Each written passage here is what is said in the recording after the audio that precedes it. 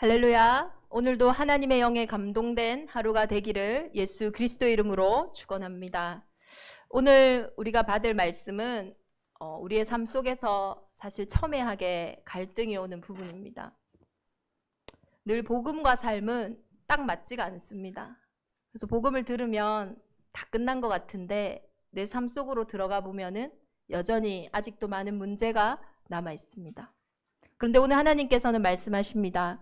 그런즉 우리가 믿음으로 말미암아 율법을 파기하느냐? 그럴 수 없느니라. 도리어 율법을 굳게 세우느니라. 율법은 우리의 삶을 이야기합니다. 우리의 외모를 이야기합니다.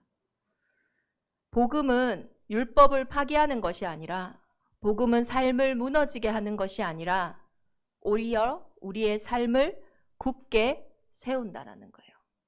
그런데 복음과 삶 사이에서 우리가 갈등을 하는 이유는 뭔가 복음의 은혜를 강조하면 왠지 사람이 객관성이 떨어지는 것 같고 삶의 규모가 없어 보이는 것 같고, 또 삶이라는 부분을 강조하면 어느 순간 나도 모르게 복음이 희미해져 있습니다. 이것이 어쩌면 성경의 역사였습니다.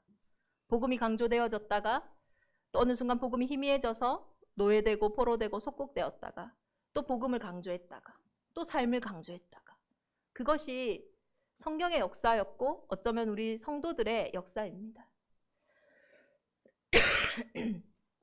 인간은 합리적인 존재가 아니라 합리화를 할 뿐이다라는 말이 있어요. 우리가 복음의 은혜를 이야기하면 대부분 이렇게 생각해요. 그래, 하나님이 하실 거니까 믿고 맡기자. 그렇게 이야기하면서 그냥 내 삶은 내 마음대로 다 하면서 하나님이 뭔가를 해주시기를 원합니다.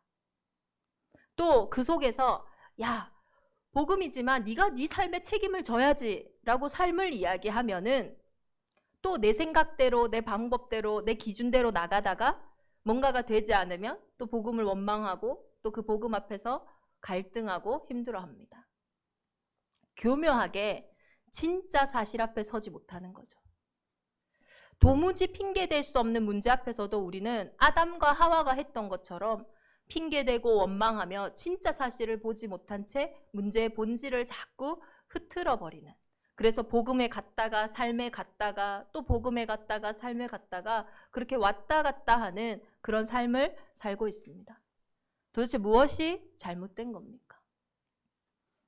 오늘 본문의 말씀처럼 우리의 정의가 잘못되어져 있어요. 우리는 시작부터요, 복음과 삶은 다른 거라고 생각하고 있어요. 그래서 복음과 삶을 자꾸 분리시키는 겁니다. 그런데 오늘 하나님은 복음은 삶을 폐하는 것이 아니라 삶을 굳게 세운다라고 말씀하셨어요. 이 언약으로부터 우리 대정 임마누엘 온 교회가 시작하기를 예수 그리스도의 이름으로 축원합니다. 반대로 그런 복음이 아니면 삶이요 완전히 무너진다라는 거예요. 얼마 전에 한 학부모님으로부터 연락을 받았습니다. 아이가요 3년째 방 밖으로 나오질 않는 거예요. 이유를 물어봐도요 도대체 얘기를 하지 않아요. 왜 자기가 나오지 않는지. 병원을 가도요 처음에는 이곳 저곳 많은 병원을 데리고 다녔겠죠. 그런데 정확한 또 원인도 또 뾰족한 대책도 나오지가 않는 거예요. 이제는 데리고 나올 수가 없으니까 유명한 어떤 그 분야의 전문인들을 집으로 모셔가지고 아이를 만나게 하고 뭔가 대화를 시도해보기도 하는데 도대체 소통이 안 되는 그런 상황입니다. 어릴 때는 너무 밝은 아이였대요. 가정의 뭐 배경이나 부모의 상태나 뭐 이 아이에게 상처될 만한 게 하나도 없대요. 물론 부모는 자녀를 잘 모르니까 뭐 그렇게 얘기할 수도 있겠죠. 또 저희가 알지 못하는, 부모가 알지 못하는 또 아이에게 있었던 특별한 일도 있을 수도 있습니다. 그런데 이 부모님이 답답한 이유는 뭐냐? 도대체 왜 이러느냐는 거예요. 뭐가 부족해서 이러냐는 거예요. 이유라도 말해주면 해결이라도 할 텐데 그 이유가 없대요. 그냥 이래요. 우리의 인생의 삶의 문제에는 분명한 한 가지가 있습니다. 복음만이 해결할 수 있는 삶의 문제가 있어요. 그것은 영적인 문제로부터 온 삶의 문제예요. 이 문제는 절대로 사람의 노력으로, 사람의 힘으로 바꿀 수 있는 문제가 아니에요. 그러니 내 힘으로 해결이 안 되니까 나는 그것을 벗어나 보려고 반복적으로 노력하고 애를 쓰지만은 늘 내게 오는 결과는 뭐냐? 똑같은 결과잖아요. 똑같이 실패하고 똑같이 좌절하고 똑같은 결과만 나오니까 어느 순간 나는 그 문제에 이미 사로잡혀서 이것을 벗어날 희망도 소망도 꿈꾸지 못하는 거예요. 해결할 의지도 상실한 채 오래돼 버린 거예요. 그것이 영적인 문제로 온 삶의 문제예요. 오늘 로마서 3장 10절에는 그 문제의 원인을 이렇게 진단하고 있습니다. 의인은 없나니 하나도 없다. 로마서 3장 23절에는 모든 사람이 죄를 범하였음에 하나님의 영광에 이르지 못하더니, 아니 그 문제가 그 아이만의 문제다, 그 아이의 부모의 문제다, 아니면 그 아이가 경험한 어떤 과거의 문제다 라고 얘기해주면 속이 시원할 텐데, 그 문제를 해결할 텐데 그런 문제가 아니고 의인은 없다, 모든 사람에게 와 있는 죄의 문제다라고 이야기하는 거예요. 아니 우리 삶 가운데 법 없이도 살 수 있는 분들이 있잖아요. 무슨 죄를 지었다고. 그 학부모가 얘기하는 거는 우리 부모님들은 최대한으로 이 아이한테 했다는 거예요. 얘가 아쉬울 게 하나도 없다는 거예요. 근데 무슨 죄 때문에 이런 문제가 왔냐는 거예요. 여기서 말하는 죄는 우리 세상에서 알고 세상에서 짓는 그런 자범죄를 이야기하는 게 아닙니다. 원래 인간에게 와 있는 원죄를 얘기하는 거예요. 모든 사람에게 와 있는 원죄가 뭡니까? 사람은요, 영적인 존재입니다. 하나님의 형상대로 창조되었어요. 다시 말해서 인간은요, 눈에 아무리 좋은 것을 담아도 담기지 않아요. 입에 아무리 맛있는 걸 먹을지라도 채워지지 않는 배고픔이 있어요. 아무리 좋은 것을 들어도 만족되지 않는 그런 것이 있다니까요. 영적인 존재이기 때문에. 그래서 영적인 교제와 소통만으로만 채워지는 공간이 있는 거예요. 그것을 보고 하나님의 형상이라고, 하나님은 그것을 복이라고 하셨어요. 그 형상에 복을 줌으로써 생육, 번성, 충만, 정복, 다스리게 하신 거예요. 그래서 다시 말해서 인간만 하나님과 교제하고 소통할 수 있는 존재입니다. 그런데 우리는요, 태어날 때부터 이걸 모르고 태어났어요. 저와 여러분이 응애하고 태어났지, 오 하나님, 오 주여, 이렇게 태어나신 분이 없어요. 그렇게 하나님을 모르고 태어난 상태를 보고 원죄라고 이야기합니다. 근데 죄로 인해서 우리의 인생에 들어온 것이 뭐냐? 죄와 사망의 법이에요. 다시 말해서 우리의 힘과 노력으로 막을 수 없는 저주재앙이에요. 나는 열심히 산다고 살았는데, 나는 잘한다고 잘했는데 내가 원치 않는 사건들, 내가 원치 않는 마음과 생각들로부터 끊임없이 내 운명처럼, 내 사주처럼, 내 팔자처럼 내 인생이 걸어가는 거예요. 그런데 더 큰 문제는 뭐냐? 로마서 3장 11절에요. 깨닫는 자도 없고 하나님을 찾는 자도 없다라고 이야기했어요. 다시 말해서 이 죄로 인해 우리의 인생에 들어온 결과가 뭐냐? 죄의 삭은 사망입니다. 하나님을 떠난 상태로 물고기가 물을 떠난 순간부터 그 물고기의 어떻게 보면 생명의 어떤 생명력으로, 그러니까 그 물고기가 좀 뭔가 건강하고 힘이 있으면 좀 오래 살 뿐이지 결국은 죽게 되어 있는 거잖아요. 시간 문제잖아요. 물고기가 물을 떠난 순간 죽음이 온 것처럼 하나님의 형상인 인간이 하나님을 떠난 순간부터 우리의 영혼에 죽음이 왔어요. 그 영혼의 죽음이 시간이 지나 눈에 보여집니다. 그게 뭡니까? 육신의 죽음이에요. 그래서 인간이 왜 죽냐? 성경은 분명히 얘기하고 있어요. 잘못 살아서 죽는 게 아니라, 업보가 많아서 죽는 게 아니라, 인간이 하나님을 떠난 상태, 그 죄로 인해서 모든 인생의 죽음의 문제가 들어오게 된 거예요. 그래서 죽는 사람은 모두가 죄 가운데 있는 겁니다. 근데 죽었다라는 것이 뭡니까? 죽은 사람이 움직이지 않아요. 죽었다라는 말은 움직일 수가 없어요. 다시 말해서 하나님을 떠난 상태에서 온 내 삶의 문제라면은 그 삶의 문제는요, 내가 꼼짝달싹 할 수가 없어요. 그 문제가 올 때 내 생각과 내 마음이요, 내 마음대로 되지 않아요. 내 생각이 내 마음대로 되지 않아요. 그 사건을 해결해 보려고 내가 발버둥을 치고는 있지만, 육신은 치고 있지만 실제적으로는 그 문제가 하나도 바뀌는 게 없어요. 왜요? 죽어 있기 때문이에요. 깨닫는 자도 없고 하나님을 찾는 자도 없다라는 거예요. 그래서 영적인 문제의 특징이 뭡니까? 깨달을 수 없다는 거예요. 옆에 사람은 보면 알 수 있어요. 이 사람이 이것만 하면 될 텐데, 이 사람이 이것만 바뀌면 될 텐데. 근데 스스로는요, 안 보여요. 죽음의 상태이기 때문이에요. 그래서 우리가 늘 해결책을 찾아 급급하지만 정작 그 문제는 해결이 안 되고 계속 반복되어지는 이유가 영육 간의 죽음의 상태, 하나님을 찾는 자도 없고 깨닫는 자도 없는 그 문제의 본질을 이해할 수 없는 상태라는 거예요. 로마서 3장 18절에 그들의 눈앞에 하나님을 두려워함이 없느니라. 이들에게 많은 삶의 문제가 오는 결론을 이야기했는데요, 그들의 눈앞에 하나님이 안 보이는 거라고 얘기를 했어요. 히브리서 2장에 보면요, 죽음의 권세, 이 죽음의 권세를 잡은 자가 있다고 해요. 곧 마귀다. 이 마귀는 죽음의 권세를 가지고 우리에게요, 두려움을 줍니다. 그 두려움을 가지고요, 어떻게 하냐? 일평생 종노릇하게 만들어요. 이 문제가 해결이 안 되면 내 인생은 어떻게 하지? 그 두려움 때문에요, 그 문제를 벗어나지도 못하고 그 문제에 끌려가는 거예요. 저 사람이 내 등을 돌아서면 어떡하지? 그 두려움 때문에요, 전전긍긍 그 사람을 벗어나지도 못합니다. 이 돈이 사라지면 어떡하지? 그 두려움 때문에 그것에 정정긍긍 쓰지도 못하고 벌지도 못하고 묶여서 매여서 살아가는 거예요. 그러니까요, 어떤 문제만 오면 사람이 막 180도 변하잖아요. 평소에는 괜찮던 사람이 어떤 문제만 탁 닥친다? 이해가 안 돼요. 제가 왜 저러는지, 저 사람이 왜 저렇게 하는지. 두려움이라는 것은요, 지옥 배경이라는 건요, 사람을요 완전히 미치게 만드는 겁니다. 자기 스스로도 어떻게 할지를 모르는 거예요.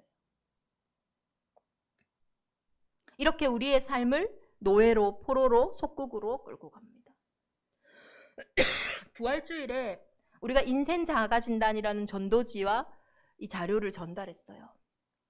현장에서 많은 분들이 그 10가지 항목을 보면서 이거 다 내 문제다 이렇게 생각하고 막 스스로 이렇게 막 QR코드를 찍어서 막 봤대요.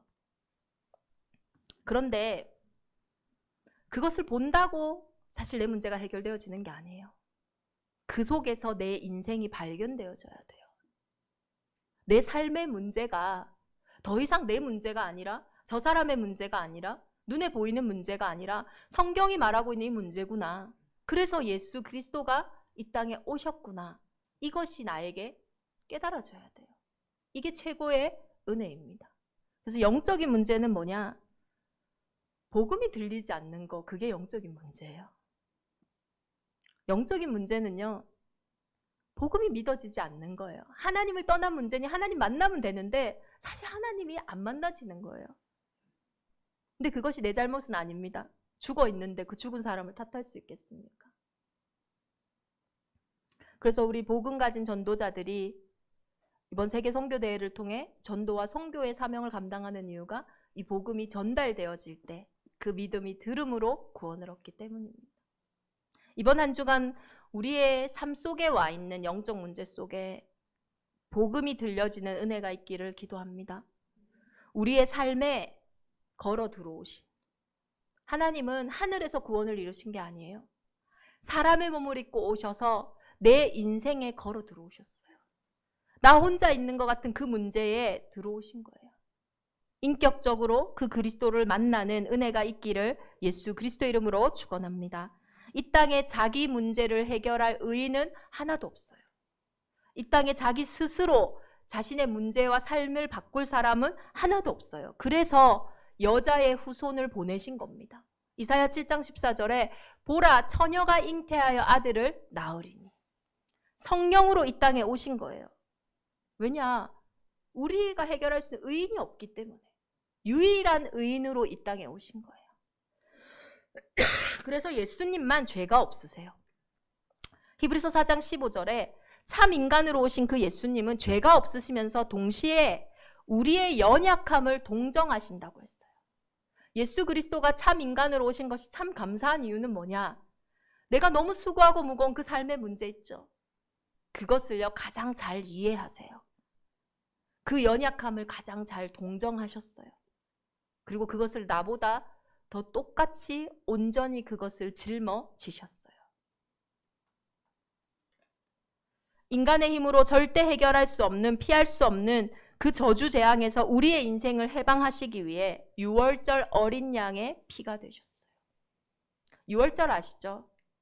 저주 재앙이 막 가정과 가문에 몰아닥치는데 그 어떤 것도 저주 재앙을 피할 수가 없어요. 그런데 어린 양의 피를 문설주에 바른 그 집을 볼 때에 그 피를 보고 모든 저주와 재앙이 넘어간다고 했어요. 그 집에 누가 사냐? 그게 중요한 게 아니에요. 그 집 문설주에 어린 양의 피가 발려있냐? 이게 답이었어요. 요한복음 1장 29절에 보니 세상 죄를 지고 가는 어린 양이라고 했어요. 저와 여러분의 인생의 죄의 문제를 예수 그리스도께서 다 지시고 십자가에서 죽으셨어요. 지금도 그 보좌의 피를, 그 십자가의 피 사건을 믿는 모든 자들에게 동일하게 패스 오버, 유월절의 역사가 일어나는 줄 믿습니다. 모든 저주와 재앙이 떠나가는 거예요. 그래서 그 어린 양이 말씀하시잖아요. 내가 수고하고 무거운 짐진 자들아 다 내게로 오라. 왜? 너희가 그 수고하고 무거운 짐을 애초부터 너희가 벗을 수 없기 때문에 내가 너희를 쉬게 하리라. 십자가에 죽으신 그분은 죽음의 세력을 이기고, 다시 말해서 우리의 인생에 들어오는 많은 두려움, 염려, 걱정을 이기고 부활, 승리하셨어요. 그래서 예수 그리스도의 이름을 믿는 모든 하나님의 자녀들에게는 가장 영광스러운 명예를 얻었어요. 그게 뭐냐? 유대인들은 비록 사실은 율법에 실패했거든요. 삶에 실패했거든요. 그렇지만 하나님은 언약에 신실하셨어요. 우리가 비록 우리의 삶에 실패할지라도 우리가 언약 속에서, 말씀 속에서, 복음 속에서 우리의 삶이 나온다면 복음은 우리의 삶을 든든하게, 굳게 세워갈 줄 믿습니다. 그래서 이번 한 주간 대정임만을 온 교회가요, 이 정의에서부터 시작돼야 돼요. 복음은 삶을 굳게 세웁니다. 복음에서 우리의 삶이 나와야 돼요. 그런데 대부분 우리의 삶이 어디서 나옵니까? 과거의 경험과 과거의 상처에서 나와요. 우리 청년들 중에 여자 청년들이요, 연애할 때요, 자기 과거의 상처, 과거의 경험, 아버지에게 받은 상처, 엄마에게 받은 상처, 그걸로요 연애하는 거 있죠. 뭐 청년들의 이야기가 아니라 저의 이야기였어요. 이 사람, 지금 함께 하시는 하나님, 이거 보는 게 아니라 내가 과거에 했던 경험, 내가 과거에 받았던 상처, 그걸 가지고요 삶이 나오는 거예요. 사람은요 각인된 대로 살거든요. 그 각인이 과거의 것이라면, 하나님 만나기 전의 것이라면요, 하나님 만나기 전의 상태로 살아가겠죠. 그러니 오늘 하나님이 하실 새 일과 전혀 상관이 없어요. 그러니 예수는 믿어 구원은 받지만 과거의 삶이나 오늘의 삶이나 똑같아요. 왜요? 살아가는 게 과거의 것으로 살아가니까요. 늘 복음보다요 먼저 들어온 선입견, 편견, 그것으로 살아가는 거예요. 하나님은 네 죄가 주홍빛같이 붉을지라도 눈같이 희게 하겠다, 진홍같이 붉을지라도 양털같이 희게 하겠다 했는데 그거와 상관없이요 옛날 거 가지고 계속 사는 거예요. 이제부터는 내가 이전의 일을 너를 알지 않겠다. 그런즉 누구든지 그리스도 안에 있으면 새로운 피조물이라, 이전 것은 지나갔으니 보라 새 것이 되었도다 했는데 늘 나는 이전 것으로 살아가는 거예요. 그러면서 왜 하나님? 새 일이 없습니까? 참 어불성설이죠. 말이 안 되는 겁니다. 과거의 경험과 상처는요, 내가 그리스도를 만나는 당연한 이유예요. 내 과거가 그랬기 때문에 내가 예수 그리스도를 만날 수밖에 없었잖아요. 그리고 그것은 나의 오늘과 우리의 후대를 살리는, 미래 살리는 유일한 길입니다. 그래서 과거는요, 발판이에요. 자신을 애굽의 노예로 팔아삼긴 형들한테요, 요셉이 고백했어요. 형들이 이렇게 얘기했습니다. 요셉 제발 용서해줘. 우리가 잘못했어. 요셉이요, 자신의 권위를 가지고 형들을 벌해도 됩니다. 모른 척 해도 돼요. 잘난 척 해도 돼요. 과거의 경험에서 나온다면요. 과거의 상처에서 나온다면요. 그런데 복음에서 나왔어요. 당신들은 분명히 나를 해하려 했다. 그런데 하나님은 그것을 선으로 바꾸셨다. 그래서 오늘과 같이 많은 백성의 생명을 구원하게 하시려 하셨다. 분명히 형들이 요셉이 싫어서 판 게 사실입니다. 그렇죠? 저와 여러분의 과거가 사실이에요. 그거 내가 잘못한 거 맞고, 또 혹은 우리 가정에서 부모로부터 온 거 맞고, 누군가로부터 내가 피해받은 거 맞아요. 그게 잘못된 게 아니랍니다. 맞아요. 그런데 하나님이 그것을요, 선으로 바꾸셨대요. 요셉이 노예로 팔려갔기 때문에, 요셉 때문에 이스라엘 민족 모두가 애굽에서 살아날 수 있었거든요. 저와 여러분의 과거가 더 이상 우리에게 문제되지 않는 것은 그 과거를 하나님이 선으로 바꾸셔서 오늘과 우리 후대들의 생명을 구원하게 하셨다라는 거예요. 더 이상 과거의 경험과 상처에서 살지 않기를 예수 그리스도 이름으로 축원합니다. 과거가 아니면요, 또 대부분의 사람들이 오늘의 현실에 막 묶여서만 살아가요. 그러니까요, 늘 삶이 어떻습니까? 수고하고 무거운 거 있죠. 현실이 수고하고 무겁지 않은 사람은 없습니다. 그래서 현실이요, 아름다운 겁니다. 근데 우리는 그 아름다움을 피하고 싶고 외면하고 싶은 거예요. 뿌리가 없는 나무는요, 절대 열매를 맺을 수가 없어요. 현실에 뿌리 박히지 않은 믿음은 역사가 없습니다.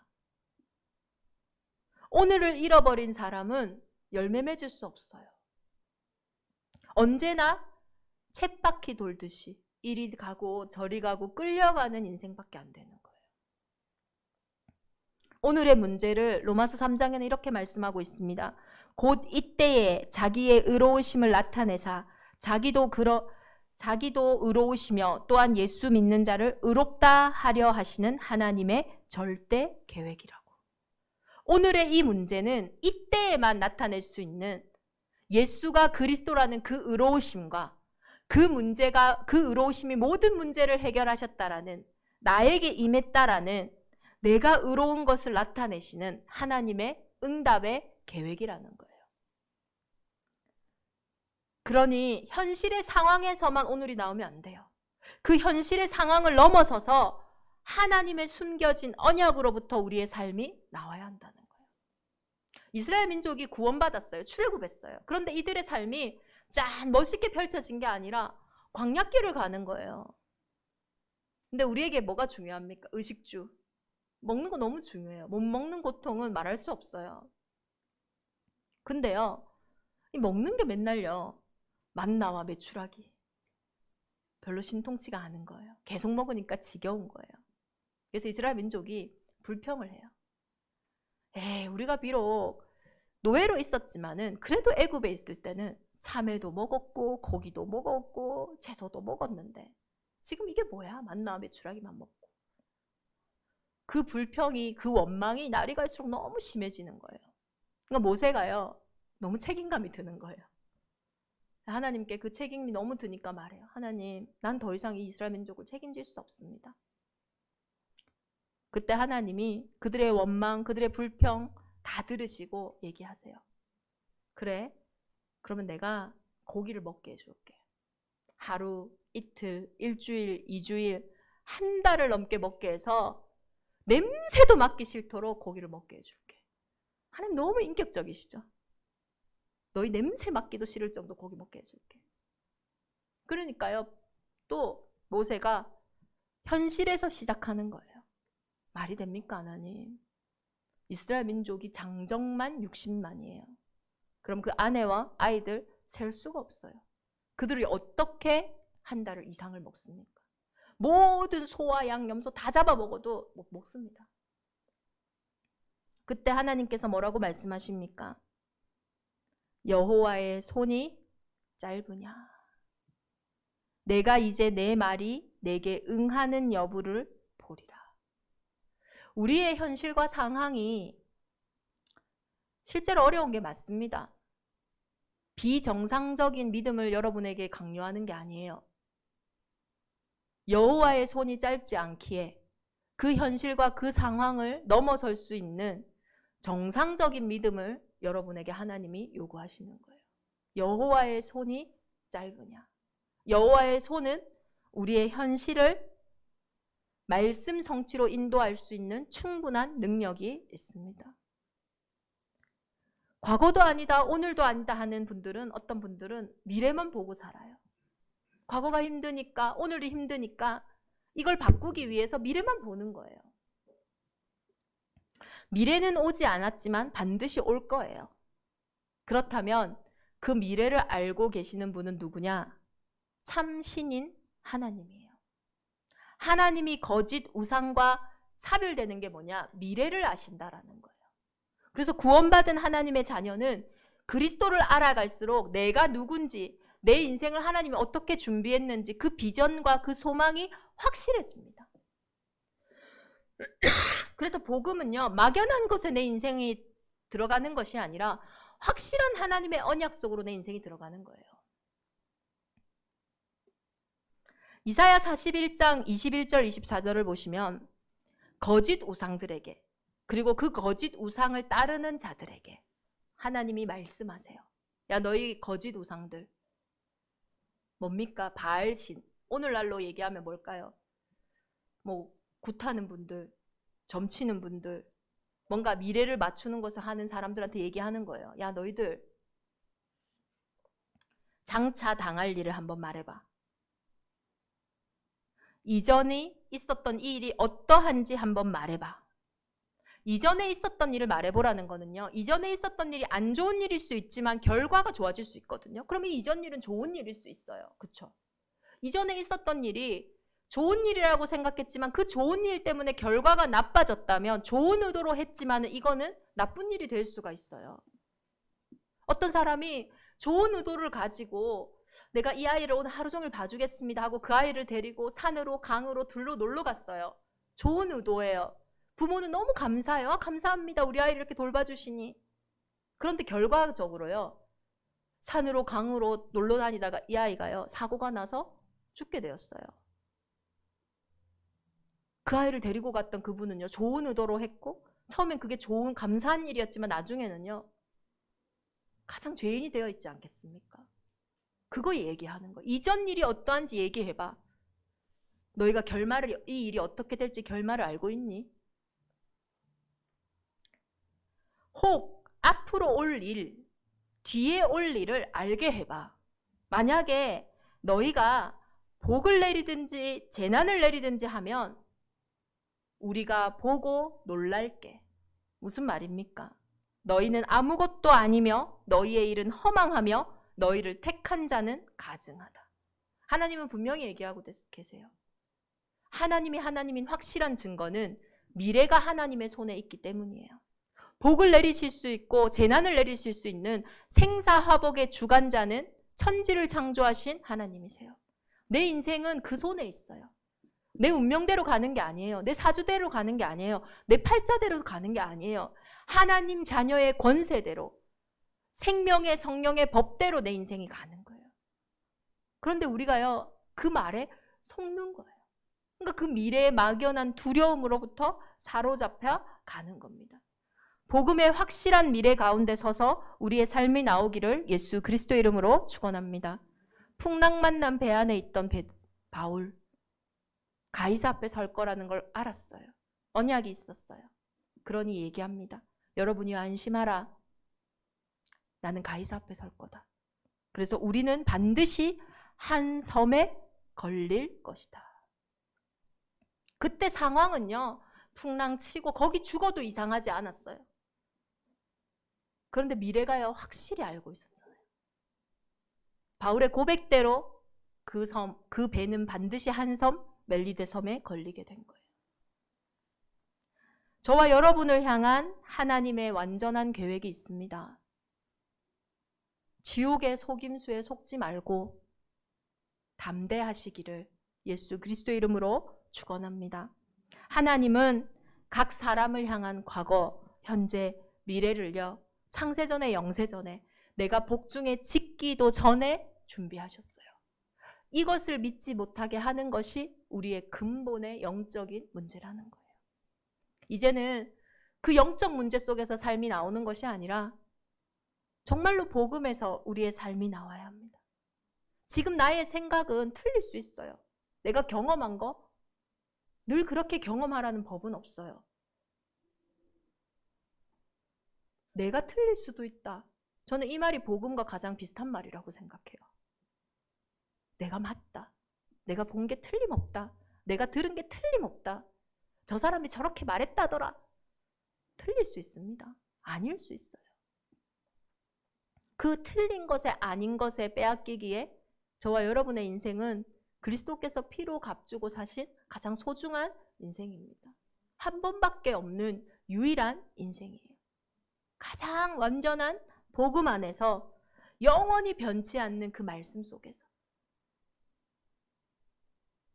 정말로 모든 것이 다 변하지만 풀은 마르고 꽃은 시들지만 하나님의 말씀은 변하지 않는다 했어요.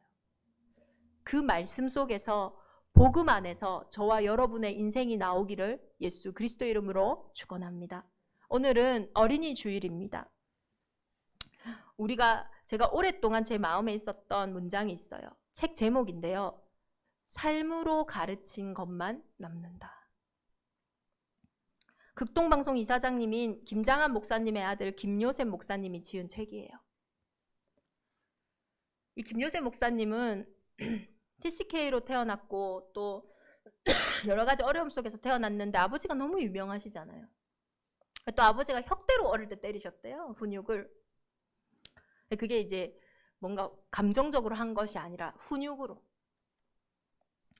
근데 이 너무나 대단하고 너무나 유명한 아버지의 삶을 보고 사람들이 이 목사님께 얘기했어요. 요셉이 너도 목회자가 되면 되겠다, 아버지처럼. 자긴 그 말이요, 끔찍히도 싫었대요. 아버지처럼 될 자신이 없었거든요. 그런데 그분이 아버지의 삶에 초청되게 된 사건이 있었어요. 미국에서 유학하고 있을 때 아버지가 오셔도 자기는 만나고 싶지 않았대요. 좀 불편하고 어렵고. 근데 그날은 피할 수가 없어서 불편한 1박을 하게 된 거예요.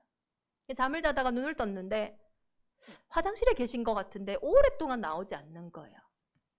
그래서 살짝 그 화장실에 들어가 봤더니 화장실 바닥에 무릎을 꿇고 그 변기에 성경책을 올려놓으시고 하나님 앞에 자신을 위해서 기도하는, 또 현장을 위해서 기도하는 그 아버지의 기도의 소리를 들은 거예요.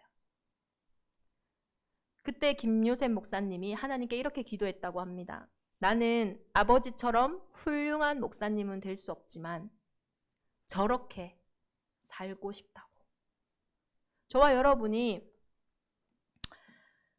김장한 목사님의 삶에 김요셉 목사님이 초청되어진 그 시간표가 있었던 것처럼 복음과 삶의 많은 갈등 속에서 이제는 예수 그리스도 안으로 우리의 인생이 초청되어지기를 예수 그리스도 이름으로 축원합니다. 참 배움은요, 강요되는 게 아니에요. 삶에서 얻는 겁니다. 그래서 삶으로 가르쳐야 돼요, 뭐든지. 과연 우리 후대들이 오늘날 예수를 믿는 삶이 얼마나 매력적일까요? 꼭 삶을 얘기하는 것처럼 너 공부했어 안 했어 얘기하듯이, 너 기도했어 안 했어, 학교 갔다 왔어? 오늘 뭐 잘했어? 하듯이, 예배 갔어? 잘 드렸어? 뭐 들었어? 제목은 뭐야? 왜 제가 찔리죠? 이러한 강요 속에서 우리 아이들이 배움을, 신앙을 매력적으로 받아들일 수는 없어요.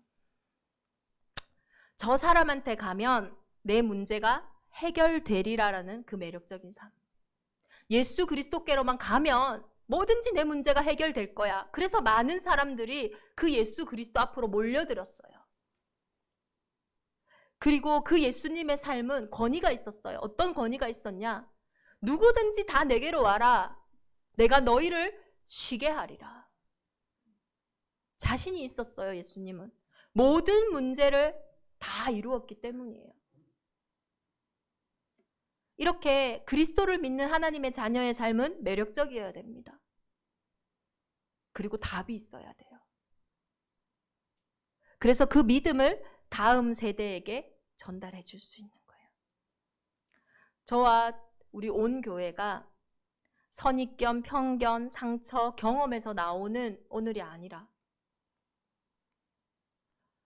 정말 오늘의 그 피하고 싶은 상황, 현실에서 나오는 오늘이 아니라 미래에 막연한 그 두려움, 그래서 나도 모르게 끌려가는 그런 오늘이 아니라